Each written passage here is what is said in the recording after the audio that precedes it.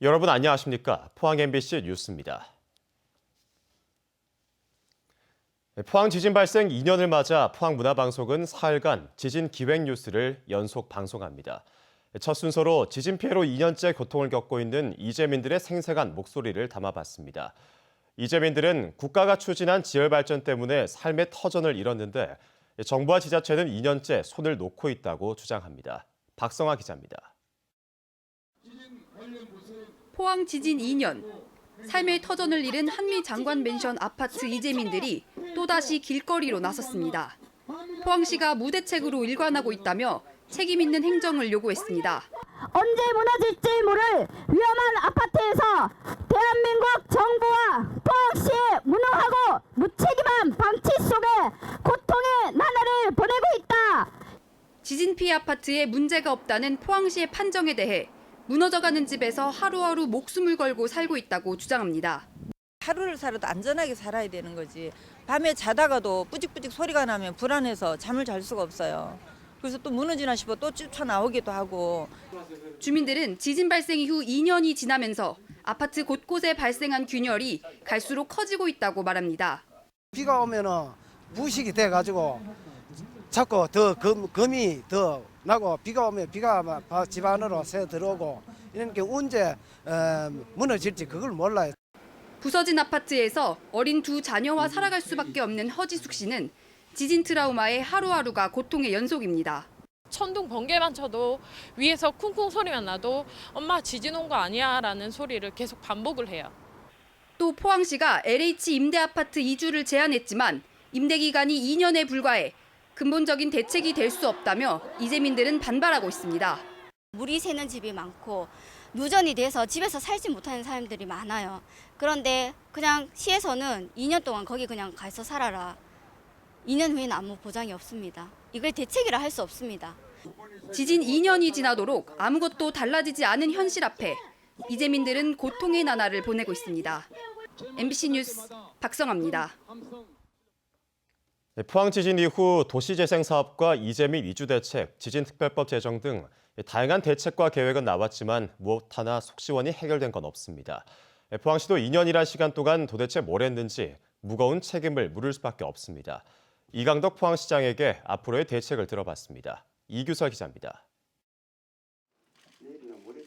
심각한 피해를 입은 흥해 지역 도시 재생 사업이 지지부진하다는 지적에 대해 이 시장은 천지개벽 수준으로 도시를 바꾸고 싶다며 조만간 가시적인 변화가 있을 거라고 말했습니다.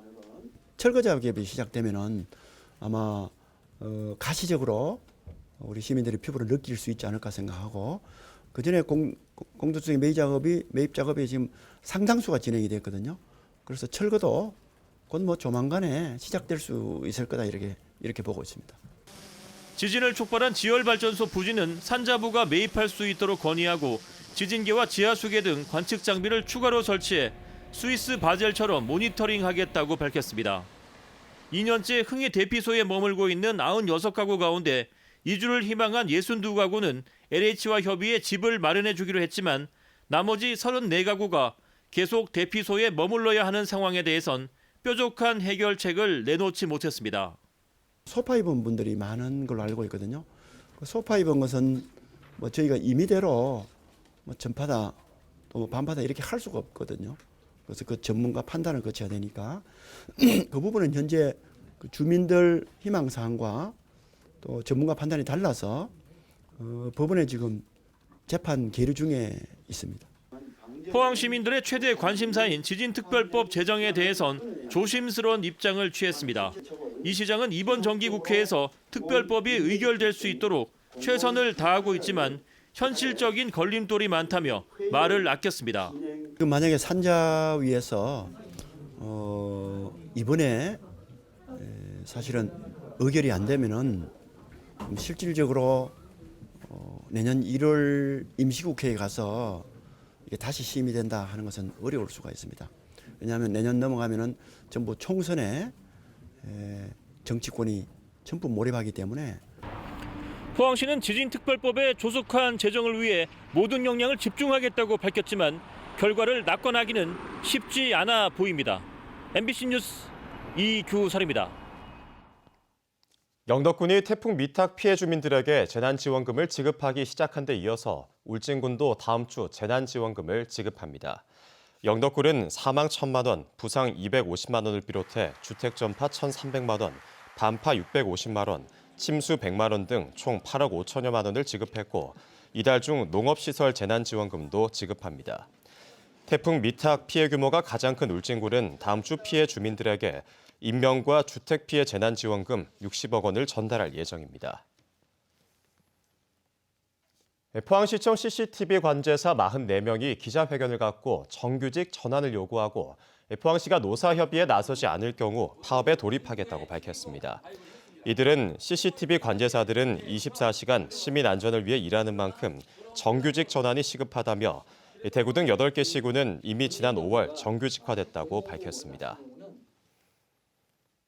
내년 8월 영일만한 국제 여객부두 준공을 앞두고 경상북도와 대구시가 새로운 해양 관광 상품을 개발합니다.